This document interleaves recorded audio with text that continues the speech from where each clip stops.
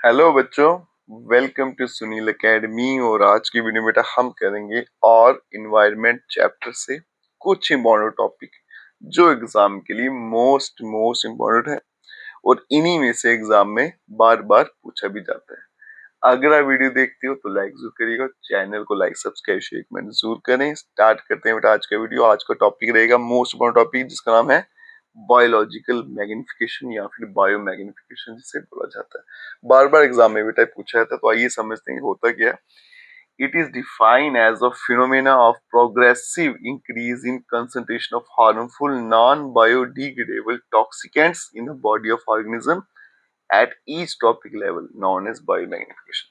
तो होता क्या है बेटा, हर ट्रॉपिक लेवल पे जो आपके बेटा हार्मफुल नॉन बायोडिग्रेडेबल टॉक्सिकेंट्स हैं उनका लेवल जो है वो हर टॉपिक लेवल पे उनकी कंसंट्रेशन बढ़ती जा रही है। ठीक है, इसी को बोला जाता है बायो मैग्निफिकेशन की हर टॉपिक लेवल पे आपका जो हार्मफुल वेस्ट होते हैं, टॉक्सिकेंट्स होते हैं, उनका लेवल जो है वो बढ़ता जाता है। इसी को बोला जाता है बायो मैग्निफिकेशन। अब इसका रीजन क्या है, ये एग्जाम में बहुत पूछते हैं। unknowingly some harmful chemical enter our body through the food chain। तो कहते हैं जाने अनजाने क्या होता है, कुछ हार्मफुल केमिकल जो है हमारी बॉडी में एंटर कर जाते हैं through the food chain. One of the reason is the use of several pesticide and other chemical to protect our crop from disease and pest। तो उनमें से एक जो सबसे बड़ा रीजन है वो ये है कि हम पेस्टिसाइड इस्तेमाल करते हैं और कुछ केमिकल इस्तेमाल करते हैं हमारे क्रॉप्स के लिए ताकि हम उनको डिसीज से और पेस्ट से बचा सकें। These chemicals are either washed down into the soil or into the water body। फिर क्या होता है बेटा, ये जो केमिकल हैं ये वॉश डाउन विद वाटर, पानी के साथ साथ कहाँ चले जाते हैं, सॉइल में चले जाएंगे या फिर किसी वाटर बॉडीज में, तालाब हो गया, दरिया हो गया, वहां चले जाएंगे। फ्रॉम द सॉइल, अब जमीन में अगर चले गए तो they are absorbed by the plant along with the water and mineral, and from the water bodies they are taken up by the aquatic plant and animal। अगर तो बेटा ये जमीन में गए, ठीक है, तो प्लांट क्या करेंगे, पानी के साथ साथ इनको एब्सॉर्ब करेंगे। अगर चले जाएंगे वाटर बॉडीज में, रिवर में, तो वहां पे जो होंगे ना आपके एक्वेटिक प्लांट्स और एनिमल, वो इसको एब्जॉर्ब करेंगे। This is one of the way in which they enter the food chain. तो इस रास्ते से ये फूड चेन में एंटर कर जाएंगे। As this chemical are not degradable, these get accumulated at each trophic level. अब ये जो केमिकल है ये नॉन बायोडिग्रेडेबल है, तो ये हर टॉपिक लेवल पे एक्यूमुलेट होते जाएंगे, बढ़ते जाएंगे। As human being occupy the top level in any food chain. और इंसान जो है बेटा, उसका फूड चेन में जो लेवल है सबसे टॉप वाला है, सबसे ऊपर इंसान ही रहता है। तो मैक्सिमम कंसंट्रेशन जो मिलेगी इन केमिकल की वो इंसान की बॉडी में ही मिलेगी। यही रीजन है कि why are food grain such as wheat, rice, vegetable, fruit and meat contain different amount of pesticide residue, they can't be removed by washing और अदर मींस। तो ये कारण है बेटा कि क्यों हमारे फूड ग्रेन जैसे व्हीट है, राइस, वेजिटेबल, फ्रूट और मीट है, इनमें अलग अलग अमाउंट का पेस्टिसाइड रेसिड्यू रहता है और ये हम रिमूव भी नहीं कर सकते बाय वॉशिंग और other means.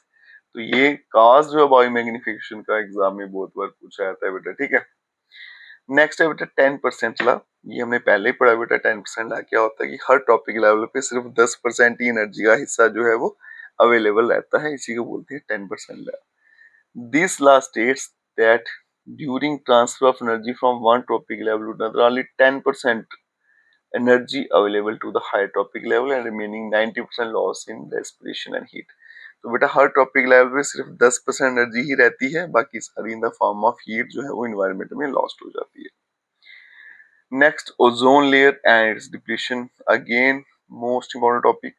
Ozone O3 molecule जो है is formed by 3 atom of oxygen। तो ओजोन में बेटा ऑक्सीजन के 3 मॉलिक्यूल होते हैं। ओजोन इज डेडली पॉइजन, तो ये जहरीली गैस है और ये कहाँ पाई जाती है बेटा, स्ट्रेटोस्फेयर में 20-30 किलोमीटर अबव अर्थ। अर्थ से 20-30 किलोमीटर ऊपर चले जाओ तो ओजोन लेयर मिलेगी। At higher level of atmosphere ozone perform an essential function. तो बेटा ऊपर जो हमारे एटमॉस्फेयर में ओजोन है, इसका कोई पर्टिकुलर या स्पेशल कोई फंक्शन है, कोई काम है। It shields the surface of earth from ultraviolet radiation from the sun. तो ये क्या करेगा बेटा, सूरज से जो यूवी रेज आ रही हैं उनसे अर्थ को बचाएगा।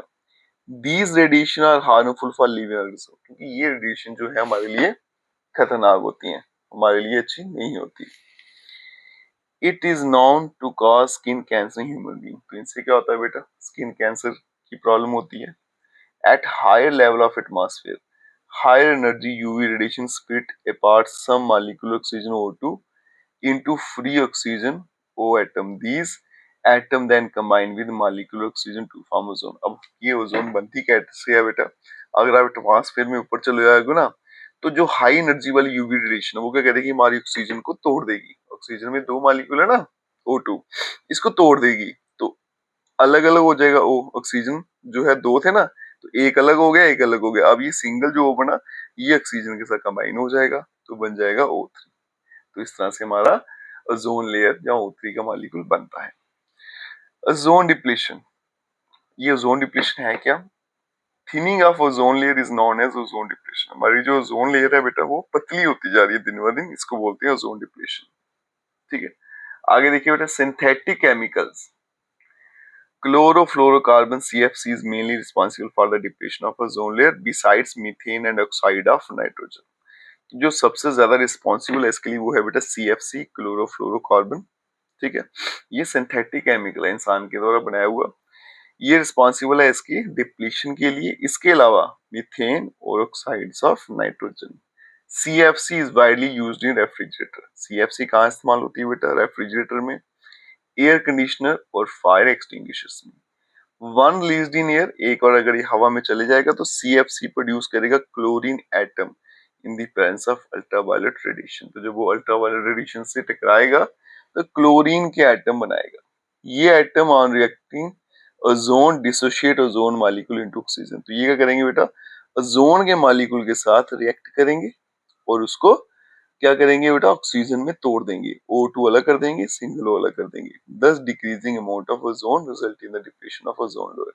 इससे क्या होगा बेटा, ओजोन के मॉलिक्यूल कम हो रहे हैं, तो ओजोन की डिप्लीशन होती जाती है।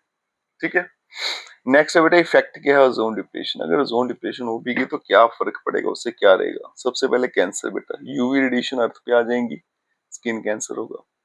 दूसरा आई साइड, यूवी रेडिएशन क्या करेंगे बेटा, आंखों को खराब करती है।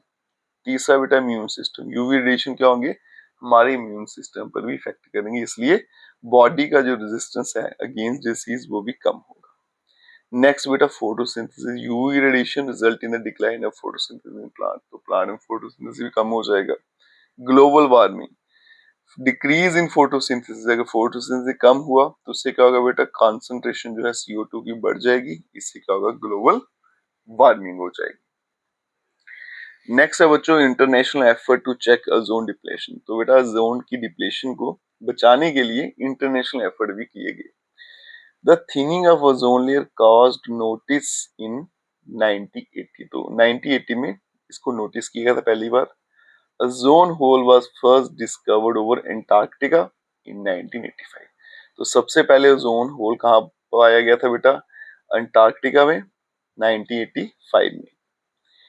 This forced environmentalists to develop effective strategy to check the thinning of the ozone layer। इसने क्या किया बेटा, जो हमारे इन्वायरमेंटलिस्ट होते हैं उनको बेटा फोर्स किया कि वो एक स्ट्रेटजी बनाए इसकी थिनिंग को रोकने के लिए।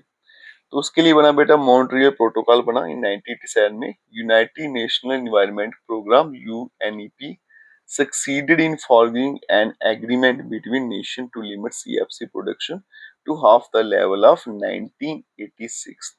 तो इसके लिए क्या हुआ बेटा, मॉन्ट्रियल प्रोटोकॉल है, यूनाइटेड नेशन एनवायरनमेंट प्रोग्राम जो मीटिंग हुई और उन्होंने क्या बोला, जितने भी राष्ट्र हैं कि आप CFC जो है क्लोरोफ्लोरोकार्बन जो है उसकी प्रोडक्शन को पिछले साल के मुताबिक आधा कर दीजिए।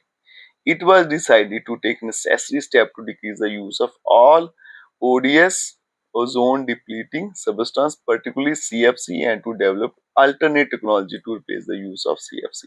उन्होंने क्या फैसला लिया कि जितनी भी चीजें हैं जो ओजोन डिप्लीटिंग सबस्टेंस को प्रोड्यूस करती हैं, जैसे मीथेन थी, नाइट्रोजन की कुछ कंपाउंड से, उनका जो है वो कम हो, खपत जो है वो कम कर दीजिए, वो हमें कम से कम यूज करने हैं। ठीक है, उसके अलावा बेटा टेक्नोलॉजी अडॉप्ट करिए जिसमें CFC का यूज ना हो, कि हम CFC के बिना भी काम कर सके, तो ऐसी टेक्नोलॉजी लाना है। फिर आगे बेटा हेल्सिंकी डिक्लेरेशन 1989 में majority of nation pledge to phase out CFC by the year 2000। तो 1989 में बड़े सारे नेशन थे, मेजॉरिटी ऑफ नेशन ने प्लेज लिया कि वो क्या करेंगे, सीएफसी को 2000 तक बंद ही कर देंगे। Production of CFC had been stopped since, तब से बंद है। एंड इज रिप्लेस्ड बाय, अब उसको किससे रिप्लेस किया उन्होंने, hydrofluorocarbon HFC and hydrochlorofluorocarbon HCFC।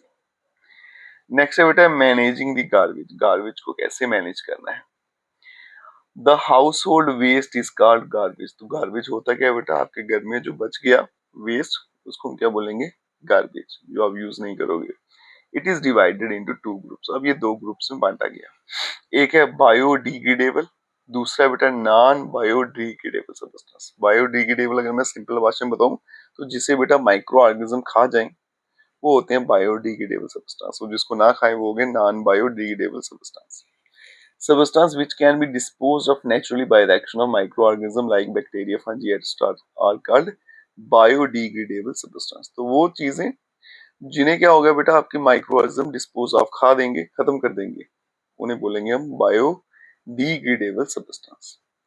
ये organism secrete enzymes which cause a breakdown of biodegradable substance to simple form। तो ये क्या करेंगे बेटा, एंजाइम छोड़ेंगे जिससे आपका जो वेस्ट है, ठीक है, वो क्या करेगा, सिंपल फॉर्म में कन्वर्ट हो जाएगा।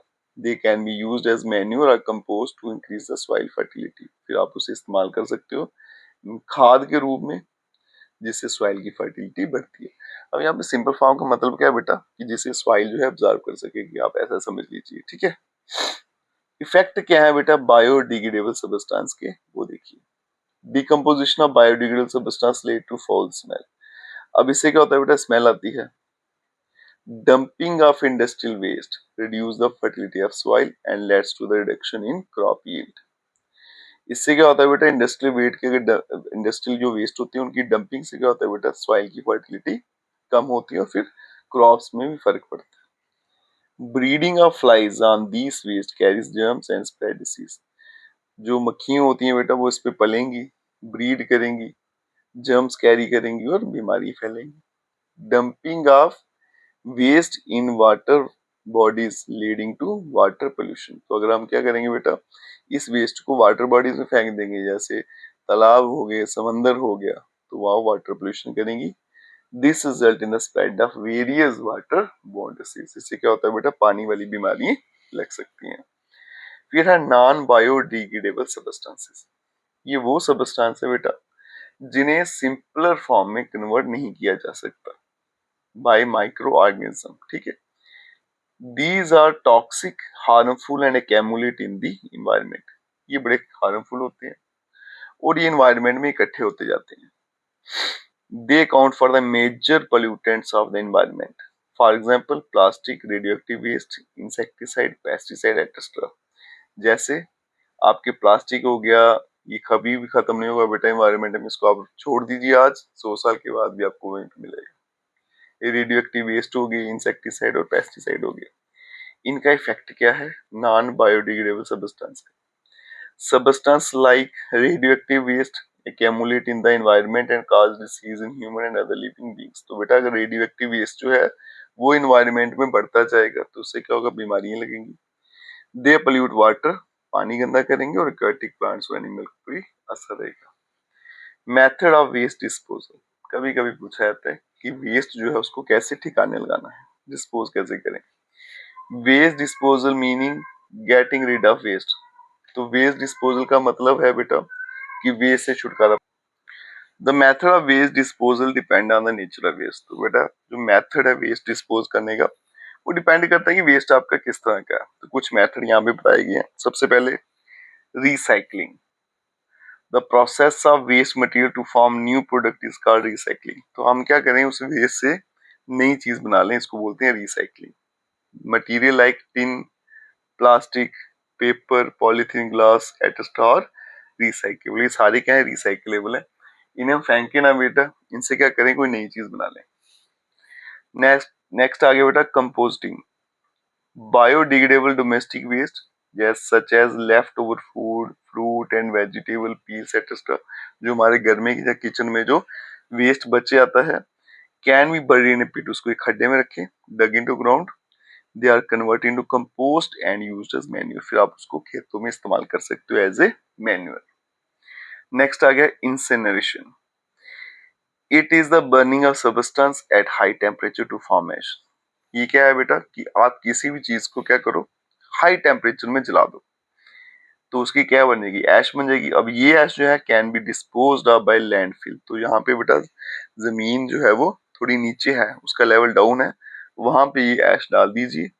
It reduce the volume of the waste, इससे क्या होगा बेटा, वेस्ट की वॉल्यूम जो थी, क्वांटिटी थी, वो कम हो जाएगी। It is commonly used to dispose hospital waste, और जो हॉस्पिटल का वेस्ट है वो इसी तरह से कुछ डिस्पोज किया जाता है। नेक्स्ट है बेटा landfills. In urban areas, majority of solid waste are buried in low-lying area to level the uneven surface of the land. तो urban area की अगर बात करें तो मेजॉरिटी में जो सॉलिड वेस्ट है उसे क्या किया जाता है, लो लाइंग एरिया जहाँ पे लेवल डाउन है जमीन का, वहां पे उसको फेंक दिया जाता है ताकि लेवल जो है वो उसका ऊपर आ जाए। इस ये जो मेथड है वेस्ट डिस्पोजल है, इसको लैंडफिल बोला जाता है। और लास्ट आ गया बेटा sewage treatment. Sewage is carried over to sewage treatment plant here. The sewage is filtered. तो सीवेज जितना भी होता है आपका ना नाली में गंद, उसको कहाँ भेजना है बेटा, सीवेज ट्रीटमेंट प्लांट पे। ठीक है, सीवेज को फिल्टर किया जाता है, organic matter in the sewage is allowed to settle down and decomposed in large tank. तो जितना भी ऑर्गेनिक मैटर है आपका सीवेज में, उसे क्या करेंगे, सेटल डाउन, वो नीचे बैठेगा और फिर उसको क्या करेंगे, बड़े सारे टैंक में डिकम्पोज किया जाएगा। Water from these tank is clean and released into water bodies, और फिर क्या करना है बेटा, जो पानी है इन टैंक में से उसे साफ करो, उसके बाद में वाटर बॉडीज में छोड़ दीजिए। ये कुछ तरीके थे बेटा कि वेस्ट को कैसे डिस्पोज ऑफ किया जाए। ठीक है, और लास्ट में बेटा destroy yourself, pain is temporary, success is forever. खुद को डिस्ट्रॉय कर दीजिए क्योंकि पेन जो है वो टेम्पररी है, लेकिन सक्सेस हमेशा के लिए रहेगी।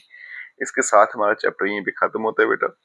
छोटा सा चैप्टर था, कुछ टॉपिक दो तीन जो है इसमें मेन में वो अच्छे से कर लीजिएगा। अगर आप वीडियो देखते हो तो लाइक जरूर करिएगा, चैनल को लाइक सब्सक्राइब शेयर कमेंट जरूर करें। Best of luck.